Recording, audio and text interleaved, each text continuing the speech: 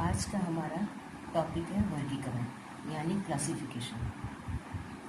जब हम किसी अनुसंधान के उद्देश्य से समंकों को एकत्रित करते हैं तो वो समंक तब तक हमारे लिए उपयोगी नहीं है जब तक उनको तुलनात्मक रूप से प्रस्तुत नहीं किया जाए या अपने उद्देश्य के अनुसार उनको विभाजित नहीं किया जाता, तब तक वो हमारे लिए व्यर्थप्राय होता है।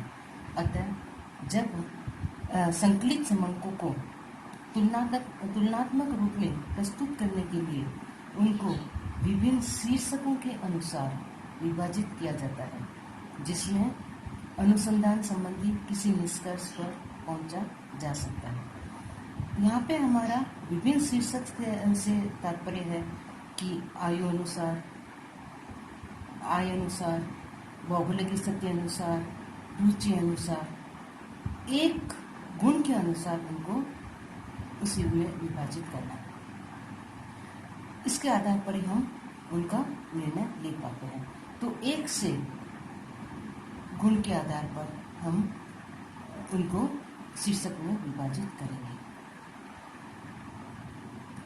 नेक्स्ट चलेगा हमारा एकत्रित समंकों को उनके गुण या विशेषताओं के आधार पर तुलना के उद्देश्य से अलग अलग वर्गों में विभाजित करने की क्रिया को वर्गीकरण कहते हैं।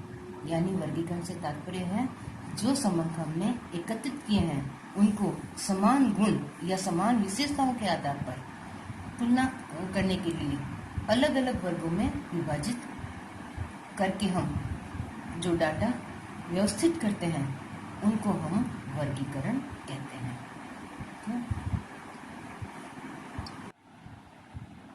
इस प्रकार हम वर्गीकरण के मुख्य लक्षण इस प्रकार पाते हैं कि वर्गीकरण के अंतर्गत एकत्रित समंकों को विभिन्न वर्गों में बांटा जाता है।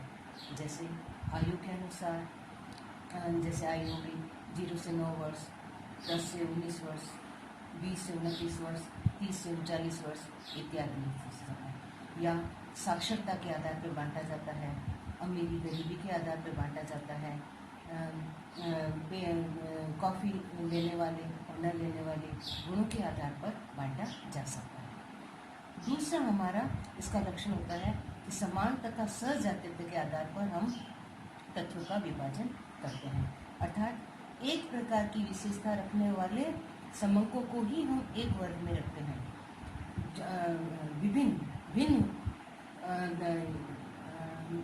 भिन्न विशेषता वाले तथ्यों को हम उसमें शामिल नहीं करते हैं। यानी इसमें सजातीयता होनी चाहिए, अर्थात एक ही प्रकृति के समंक होने चाहिए। इसके बाद आता है हमारा वर्गीकरण वास्तविक रूप से अथवा काल्पनिक रूप से संपन्न किया जा सकता है। तथ्यों के प्राकृतिक गुणों के आधार पर वर्ग बनाए जा सकते हैं या सांख्यिकी स्वेच्छा से किसी काल्पनिक आधार पर भी हम वर्गीकरण कर सकते हैं। यह हमारी तथ्यों के ऊपर निर्भर करता है। इस प्रकार वर्गीकरण इस प्रकार किया जाता है कि विभिन्नता में उनको एकता के रूप में स्पष्ट किया जा सकता है। अब नेक्स्ट चलते हैं हम वर्गीकरण के उद्देश्य। वर्गीकरण का मुख्य उद्देश्य क्या होता है? इसका सर्वप्रथम उद्देश्य है हमारा सरल व संक्षिप्त रूप में प्रस्तुत करना। जब हम किसी अनुसंधान के उद्देश्य से कोई डाटा इकट्ठे करते हैं तो वो जब तक उनको व्यवस्थित रूप से प्रस्तुत न किया जाए तो वो हमारे लिए किसी काम के लिए नहीं है, और उन एकत्रित समंकों के आधार पर हम कुछ निष्कर्ष भी नहीं निकाल सकते। तो हमें अनुसंधान के निष्कर्ष पर पहुंचने के लिए उनको सबसे पहला उद्देश्य हमारा ये होता है कि उनको सरल और संक्षिप्त रूप में प्रस्तुत करना, जिससे कोई भी साधारण सांख्यिकी के ज्ञान रखने वाला व्यक्ति भी उसको आसानी से समझ सके और उसको व्यवहार में ला सके। जैसे यदि जिससे उनके मानसिक श्रम अधिक नहीं करना पड़े। जैसे किसी कॉलेज में हमारे 1000 विद्यार्थी हैं, उन सब की ऊंचाई अलग अलग होती है, तो हम 1000 व्यक्तियों की अलग अलग ऊंचाई हम लिखेंगे तो उसके आधार पर हमारा कार्य भी बहुत अधिक बढ़ जाएगा और हम उससे किसी निष्कर्ष पर भी नहीं पहुंच पाएंगे। तो इसको हमें सरल और संक्षिप्त प्रस्तुत करने के लिए हमें क्या एक निर्धारित ऊंचाई के माप को हमें आधार बनाना पड़ेगा कि 5 फीट ऊंचाई वाले इतने व्यक्ति है, 5 फुट 2 इंच ऊंचाई वाले इतने विद्यार्थी हैं, 5 फुट 4 इंच वाले इतने विद्यार्थी हैं। तो इस आधार पर हम करेंगे तो हमें यह पता चल जाएगा कि हमारे पास कॉलेज में जो ऊंचाई है वो सर्वाधिक किस ग्रुप की है। नेक्स्ट हमारा वर्गीकरण का उद्देश्य आता है तुलना में सहायक। वर्गीकरण में समंकों का तुलनात्मक विवेचन सरल हो जाता है। जैसे यदि 2 कॉलेजों के परीक्षा परिणाम का हम तुलनात्मक अध्ययन करें तो दोनों कॉलेजों के जो प्राप्तांक आए हैं एक विषय विशेष में, एक कक्षा विशेष में छात्रों के द्वारा जो प्राप्तांक प्राप्त किए हैं उन प्राप्तांकों का हम तुलनात्मक अध्ययन करके दोनों कॉलेजों के छात्रों के बौद्धिक स्तर का हम आसानी से पता लगा सकते हैं। नेक्स्ट हमारा आता है कि समानता होना चाहिए। ये मैं पहले ही आपको बता चुकी कि वर्गीकरण का मुख्य उद्देश्य होना चाहिए समानता, यानी समान गुण धर्म वाले समंकों को एक जगह एकत्रित किया जाना चाहिए, तभी इससे हमारा तुलनात्मक अध्ययन संभव होता है। ऐसा नहीं है कि एक तरफ हम आयु वर्ग ले रहे हैं, दूसरी तरफ हम बेरोजगारी और उसका ले रहे हैं। हमें जो गुण धर्म है वो समान प्रकृति के लेना चाहिए। आयु वर्ग में हमारा विभिन्न आयु वर्ग को हम उसमें विभाजित कर सकते हैं, और यदि हम आयु वर्ग लेते हैं तो आयु वर्ग को विभिन्न वर्गों में विभाजित किया जा सकता है। तो इसमें हमारा ये जो समंक है वो समान होने चाहिए। नेक्स्ट आ रहा है हमारा तर्क संगत आधार पर व्यवस्थित करना। वर्गीकरण कह रहे हैं कि एक तर्क संगत क्रिया होती है जिसमें हम आंकड़ों को नियमित और वैज्ञानिक ढंग से प्रस्तुत कर सकते हैं। जैसे किसी स्थान विशेष में रहने वाले व्यक्तियों को उनकी आयु के अनुसार, उनके वैवाहिक या अवैवाहिक स्थिति के अनुसार, उनके इनकम के आधार पर वैज्ञानिक और तर्कपूर्ण क्रिया के आधार पर हम उनको विभाजित कर सकते हैं।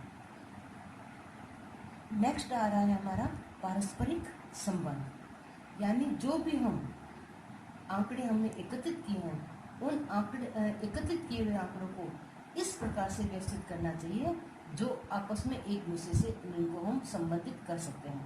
एक गांव का हमने किसी बीमारी से मरने वाले व्यक्तियों की संख्या को लिया है तो दूसरी गांव के उसी बीमारी से मरने वाले व्यक्तियों की संख्या लेनी चाहिए, तभी उनमें आपस में पारस्परिक संबंध पाया जाएगा, अन्यथा नहीं। नेक्स्ट आ रहा है हमारा सारणियन का आधार प्रस्तुत करना। जब हम अनुसंधान के उद्देश्य से समंकों को एकत्रित करते हैं तो वो जो उनको हम कच्चे आंकड़े कहते हैं, उन आंकड़ों को हम व्यवस्थित रूप करके सारणी में प्रस्तुत करना पड़ता है। तो सारणी में प्रस्तुत करने के बाद में ही आगे वो अनुसंधान या निष्कर्ष के लिए या आगे विश्लेषण के लिए प्रस्तुत किए जा सकते हैं। अतः तो जो वर्गीकरण है वो हमारा सारणियन का मुख्य आधार है। वर्गीकरण के आधार पर ही हमारी सारणी तैयार की जा सकती है। वर्गीकरण के आधार या रीति। वर्गीकरण को हम 4 आधार पर बांट सकते हैं। पहला है भौगोलिक आधार पर। भौगोलिक आधार पर वर्गीकरण इस प्रकार होता है जैसे 2 देशों के बीच में तुलनात्मक अध्ययन, 2 राज्यों के बीच में, 2 शहरों के बीच में, 2 कस्बों के बीच में या 2 गांवों के बीच में। तो जब इस आधार पर, स्थान विशेष के आधार पर जब हम आंकड़ों का वर्गीकरण करते हैं तो इसे हम भौगोलिक आधार कहते हैं। नेक्स्ट आता है हमारा समयानुसार वर्गीकरण। जब हम एकत्रित समंकों को किसी समय विशेष के आधार पर हम विभाजित करते हैं तो इसे हम समयानुसार वर्गीकरण कहते हैं। जैसे पाक्षिक, मासिक, त्रैमासिक, अर्धवार्षिक या वार्षिक डाटा का संकलन। तो इस तरह से जब एकत्रित किए गए तथ्यों को हम जब समय के अनुसार वर्गीकरण करते हैं तो इसे हमें समयानुसार वर्गीकरण कहलाता है। नेक्स्ट हमारा चलता है गुणात्मक वर्गीकरण। गुणात्मक वर्गीकरण हमारा किसी गुण की उपस्थिति या अनुपस्थिति के आधार पर व्यक्त किया जाता है। तो गुणात्मक वर्गीकरण को हम वर्णनात्मक वर्गीकरण भी कहते हैं।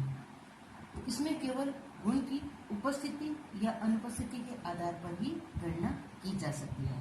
जैसे गुणात्मक वर्गीकरण, जब एकत्रित समंकों को उनकी गुण की उपस्थिति या अनुपस्थिति के आधार पर गणना की जाती है या विभाजित किया जाता है, जैसे साक्षरता, वैवाहिक स्थिति, बेकारी, तो ऐसे इसे हम वर्णनात्मक तथ्य कहते हैं, जिसका प्रत्यक्ष माप संभव नहीं है। केवल यह निर्धारित करता है कि एक क्षेत्र में कितने साक्षर है, कितने निरक्षर है, कितने विवाहित है, कितने अविवाहित है, कितने सुंदर है, कितने सुंदर नहीं है। ऐसे तथ्यों को सांख्यिकी में गुण कहते हैं। इसके अलावा अंकात्मक तथ्य वे हैं जिनका प्रत्यक्ष माप संभव है, जिसको हम आंकड़ों में प्रस्तुत किया जा सकता है, संख्या में प्रस्तुत कर सकते हैं। जैसे आयु, आय, ऊंचाई, भार, तो उसके हम संख्यात्मक वर्गीकरण कहते हैं। गुणात्मक वर्गीकरण को हम दो भागों में बांट सकते हैं। पहला द्वंद्वभाजन वर्गीकरण, दूसरा बहुमुखी या बहुगुणी वर्गीकरण। द्वंद्वभाजन वर्गीकरण में एक गुण की उपस्थिति या अनुपस्थिति के आधार पर ही तथ्यों को वर्गीकृत किया जाता है, यानी गुण उसमें एक ही होता है, उसी गुण की उसमें उपस्थिति या अनुपस्थिति को दर्शाया जाता है। ऐसे हम वर्गीकरण को हम द्वंद्वभाजन वर्गीकरण कहते हैं।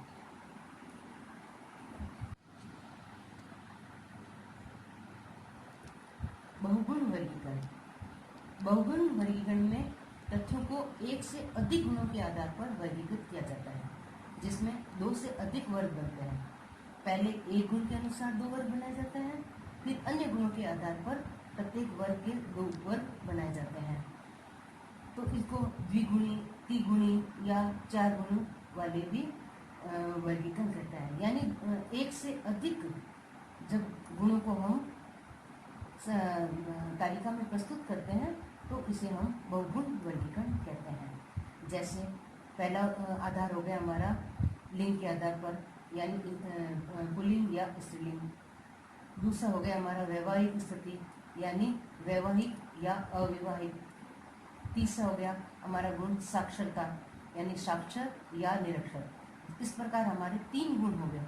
इन तीन गुणों के आधार पर हम जो सारणी बनाएंगे, गुणों के आधार पर वर्गीकरण करके हम जो सारणी बनाएंगे, उसे हम बहुगुणी वर्गीकरण कहते हैं।